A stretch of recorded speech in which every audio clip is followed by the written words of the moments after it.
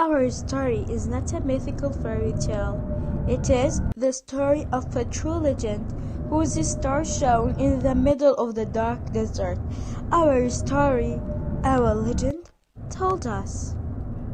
In the heart of the vast Arabian desert, where dunes danced under the blazing sun and whispered secrets to the wind, there nestled a humble village. Within its sandstone walls lived a man whose name echoed through the ages like melodious refrain. Hatim al-Ta'i, renowned for his boundless generosity, a beacon of light in the darkness of pre-Islamic times. Among the tools that wove themselves into the fabric of desert lore, one stood a testament to Hatim's magnanimity. As the twilight wrapped its velvety cloak over the land, Hatim's abode flickered with the warm glow of a fire, a beacon of hospitality amidst the desert's vast expanse. "Light the fire, boy!" Hatim commanded, his voice with a soothing melody in the gathering night. "Let us flames guide any weary traveler to our door." His wife, a paragon of patience and virtue, marveled at her husband's selflessness. "Oh, Hatim, how wondrous are your deeds! Yet do you not forget our own children's leaving naught for their sustenance."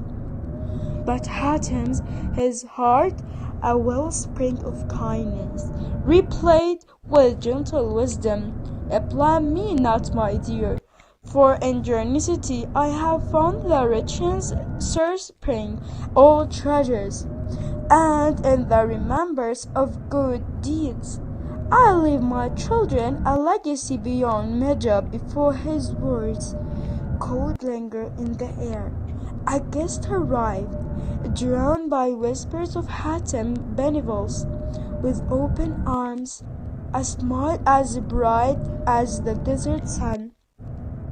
Hatim welcomed him, a paragon of hospitality in a human form. "I have come forth to settle my debt," the guest desired, humbled by tales of Hatim's magnanimity. 300 camels I owe for your repetition priests, you generous Hatim." Without hesitation, Hatim instructed his son to fulfill the guest's request, for in the act giving lay his true wealth. But the night held more tales yet to unfold, for as one guest departed, another sought refuge at Hatim's doorstep. A mother, her eyes weary with worry, pleaded for succor for her hungry children.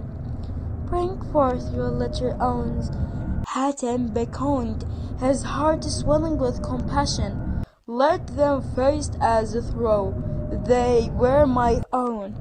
Thus the night wore on, a symphony of kindness and generosity, each not resounding through the annals of time, but beyond the shifting sands and starlight skies, a word of Hatim's deeds reached even the distant land of the Roman Caesar. Serious and intrigued by tools and unparalleled of generosity, he devised a test for discerning the depth of Hatim's virtue.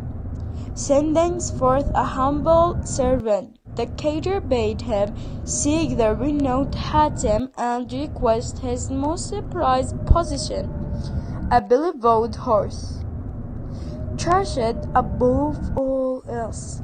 The servant arrived a mere speck adjacent the vast desert horizon, and was welcomed into Hatim's abode, customary hospitality. Unaware of test that awaited him, Hatim slaughtered his cherished steed, offering its flesh as sustenance for his guest. With the morning sun painted the sky with hues of rose and gold, the servant revealed their Qadr request.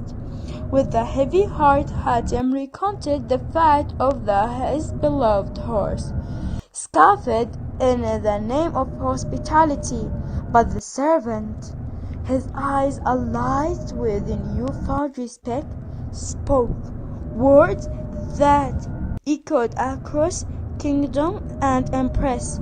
Truly, we have witnessed more from you than we could ever had imagined. And so, in the sands of times, the legend of Hatim al-Ta'i, generals of the Arabs, burned bright as a beacon of compassion, illuminating the darkest corners of history with the brightness of deeds.